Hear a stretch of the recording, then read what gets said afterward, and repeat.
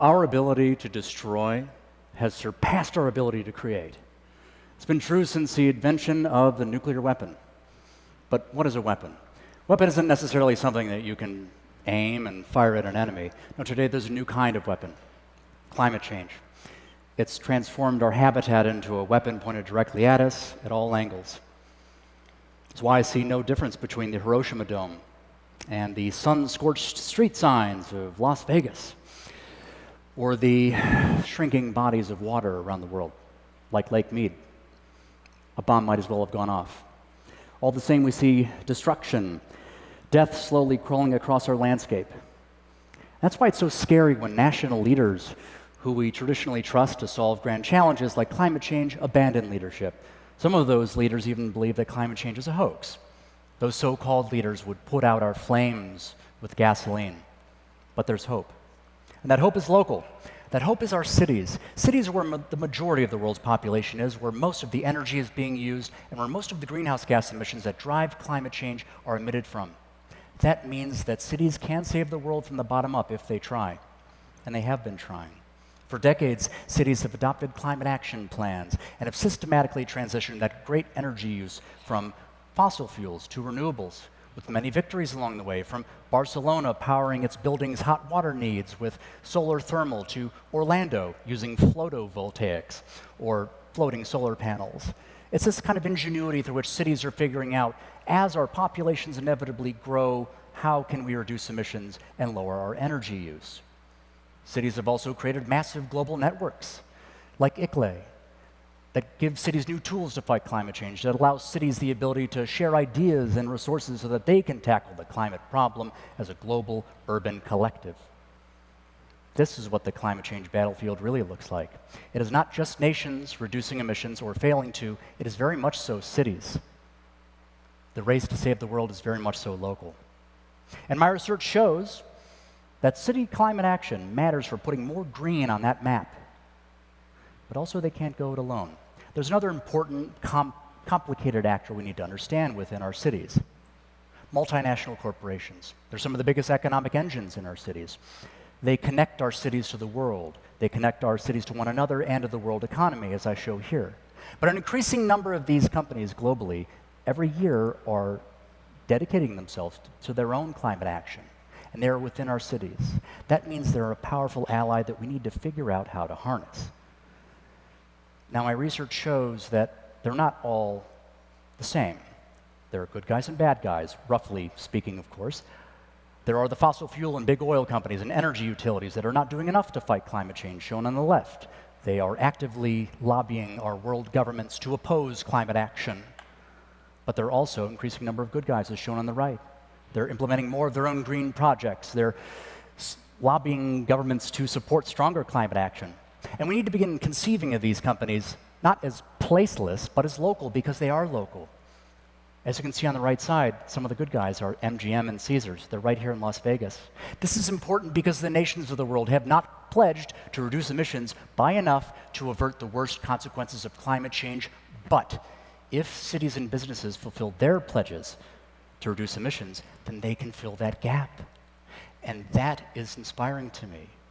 It reminds me that though small, we have power in our numbers, that together, through coordination and organizing, we can become something bigger.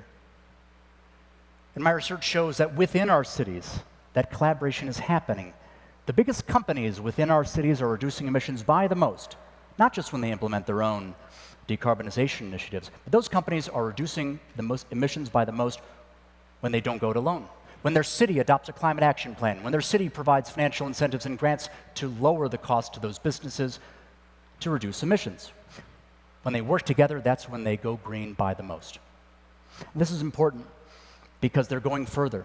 There are city business climate alliances that are forming, in which the Climate Active City Hall is identifying its corporate allies, and they're going further. New York, for example, City Hall is working with the businesses and the hospitals and the universities to elevate all of their carbon targets and to raise over $1 billion to finance energy retrofits that in turn are going to help meet those targets. Boston and Oslo mobilizing grants and incentives so their businesses can go green more quickly. The strategy here is to convene your private sector allies to see how we can go together across sectors to reduce emissions by more. For local government leaders, this means don't just regulate, collaborate.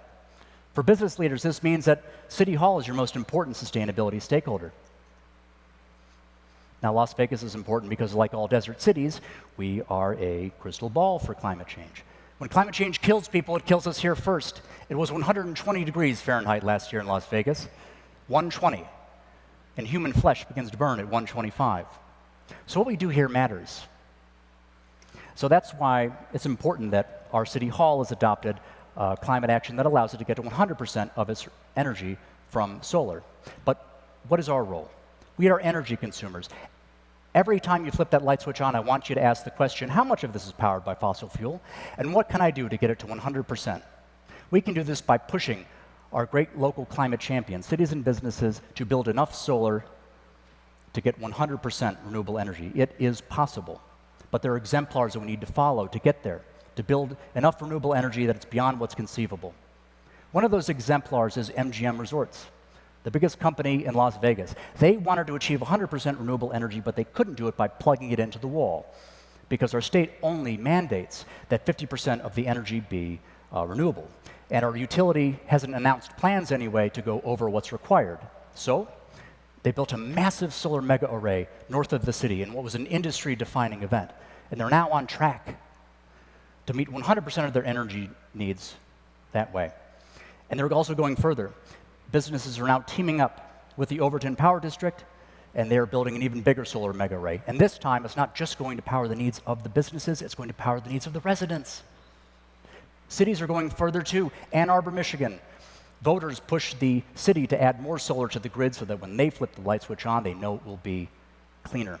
So imagine if we were to combine cities and businesses to build enough solar to power an entire city. It is possible to combine city and corporate climate budgets. What was once politically and economically or financially infeasible becomes feasible with that local collaboration. It is possible.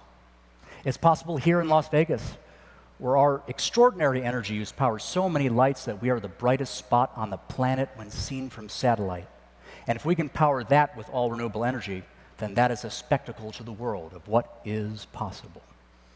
It's here, in the city, in our cities, that the climate battle is being fought. But it is with the city and with the business community collectively that we can reach 100% renewable powered city, that we can see that model spread successfully to other cities of the world and save the world from the bottom up. And that's how you can play a role. Thank you.